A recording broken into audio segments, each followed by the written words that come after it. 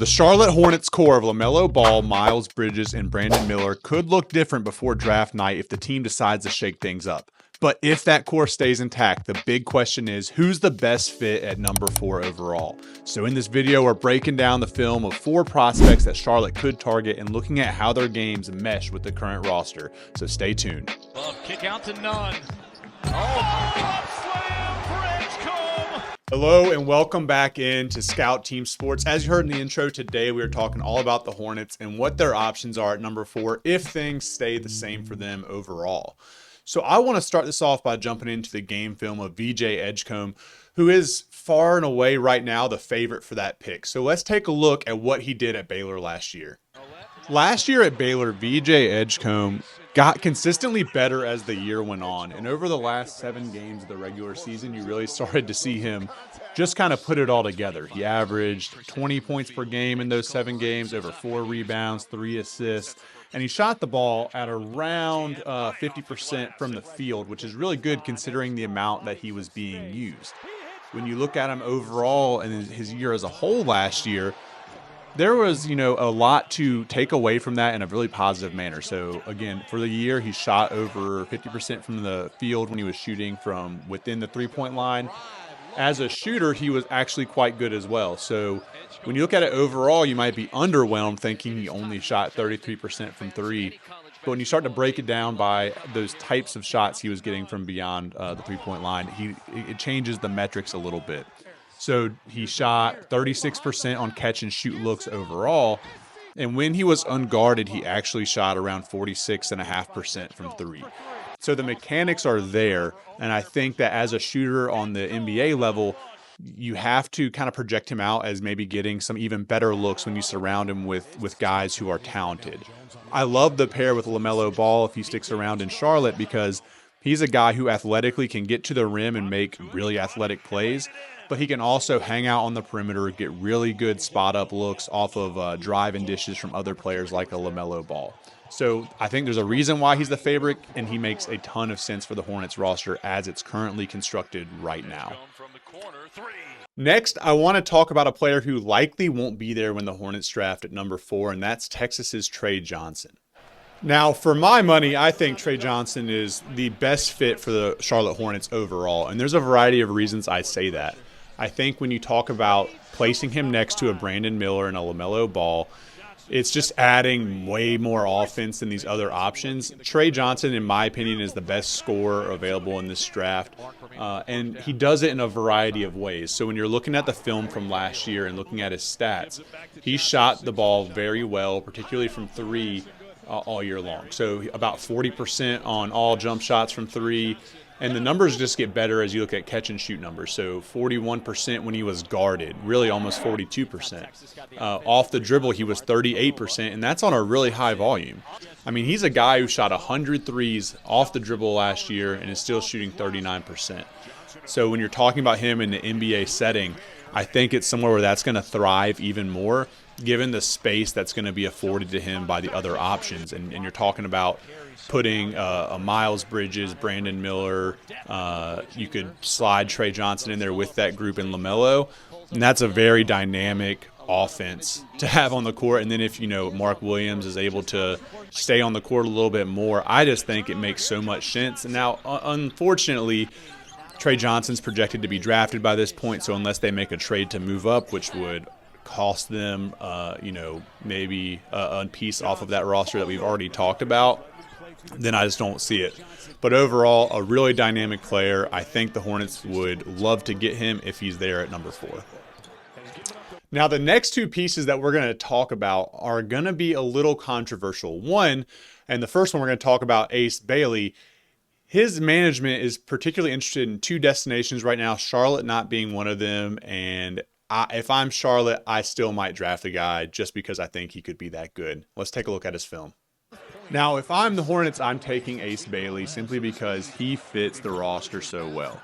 He's 6'10", the defensive and offensive versatility he brings into the fold for them isn't going to be matched by any other prospect. Now, the big question mark there is, how much is he content on demanding to play for two franchises that are picking after the Hornets, I think you just take that gamble if you're the Charlotte Hornets. You make that more be in the forefront, and you get a guy in there who you have some roster control over and some contract control over for some time.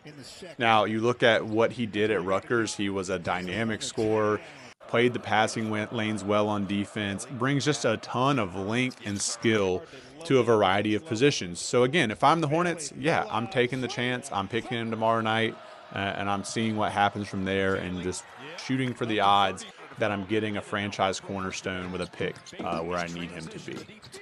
Now, probably the most polarizing option that the Hornets could pick would be Khaman Maluach out of Duke, and we're going to talk about his game and why maybe there's some misunderstandings, but definitely some risk associated with it. Now, Khaman Maluach is probably the best pure shooter in this year's draft. Overall, shot 40% from threes on over 200 attempts, which is bonkers. When they were guarded, he still shot 43%, and when they were unguarded, he shot about 44%. He got a lot of unguarded looks at Duke last year, and I think that translates over. But I think the issue most fans are going to have with this is he didn't do a ton else. He did, get to the rim some and could shoot some from the mid-range. But when you look at off the dribble threes last year, he shot only 21 attempts off the dribble from three last year and only made 3 of them. In the NBA, I don't know how high of a draft pick you want to invest in a guy who's going to largely rely on others to create shots for him. Now, do I think he could be a useful NBA piece? Yes. Do I think he has a limited ceiling? Also, yes. So for me, when I'm looking at a pick inside of the top 5, that's not somewhere where I'm looking to invest in a pure off-the-ball shooter. I think you can find other options who may have similar limitations to him later in the draft, but I think, it's a direction the Hornets could decide to take. Now, the last bit of film we're going to look at today is actually from a bit of a dark horse. I don't think the Charlotte Hornets go this way, but Khaman Maluach is someone that could be a fit for the Hornets depending on what direction they end up taking. So Maluach is a bit limited on the offensive end, but he does provide a good skill set for finishing around the rim. But what you're going to see here is probably what NBA teams most admire about him and most covet from his skill set, and that's his ability to protect the rim. Had a lot of blocks at Duke last year, was that last line of defense, and Duke really funneled a lot of action at him. Very long, good timing. You'll see him, these are a lot of very similar looking plays, and that's just because he's repeatable in that sense. He can do this night in and night out on the NBA level. Do I think the Hornets do it? Hopefully not, but it's something that would not completely shock me. So to put a bow on all of this, I think the Hornets just have a plethora of really compelling options at the number 4 spot. I know Hornets fans were disappointed to end up where they did within the draft lottery, but I do think that they have some franchise-altering type talents that are going to be available to them. It's just a matter of where do they feel most comfortable. Now, I know smart money right now is on VJ Edgecombe, and it's not set in stone, but I think you could do a whole lot worse in that scenario than him. He kind of has that mix of upside type talent, but also some really safe, projectable skills that are going to allow him to coexist with a lot of what you have as a core already. Now, when you look at other options, like if Tre Johnson slips, I would jump on that if I were them. I think that he just brings that element of instant offense to a team that's going to need it next year when you're walking through a lot of the question marks that they have up and down that roster. Then, if Tre Johnson's gone and you're choosing between a VJ Edgecombe and an Ace Bailey, that's where things get tough for me. Because I think that I would prefer Ace Bailey, just given his size and skill set and the chances of landing another player like him. I think I might have to take that route, but I could see where the Hornets front office wants to take a safer path and not deal with the headache that's going to come from a guy who is publicly saying he wants to play for other franchises.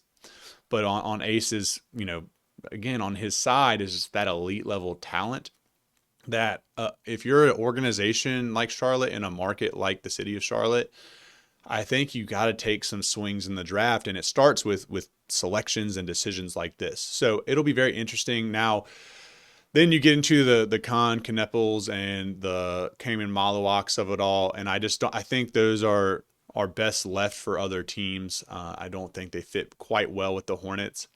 But I'm super curious, Hornets fans. Let me know what your thoughts are. Where are you leaning? If it was up to you and you were the GM in that war room, what pick are you making? Which direction are you going? Let me know in the comments. Drop one below. I'll be sure to reply to you. The draft's only a day away, so we have a lot of decisions to make. I'm really curious to know what they're going to do with that core. I think it's unlikely that they trade LaMelo Ball. I think you have him locked up. I know it's a lot of money invested in a guy that's missed a lot of games over the past few years, but it's someone that I personally think's play style, his excitement, his fit for what the city of Charlotte needs from an excitement standpoint needs to kind of be a continuous presence. So I would hold on to him. I would kind of keep this core intact and use this as maybe one last year, one last chance to see if some of those guys can grow into each other's games and continue to blossom a little bit more with the addition of a talent that you're going to get in this draft. So again, I'm super excited to see what happens. I'm curious. I think there's a few different paths that this could take. Now, I'm going to be putting out a lot of videos post-draft on how teams' picks fit within their future, within their current structure and their play styles. So subscribe to the channel if you want to see some more of those. They'll be coming out over the next couple of weeks. I really appreciate everybody being here. It means a lot just to have you guys involved with the community. So I hope to see you on the next video. So stick around. We'll be back soon.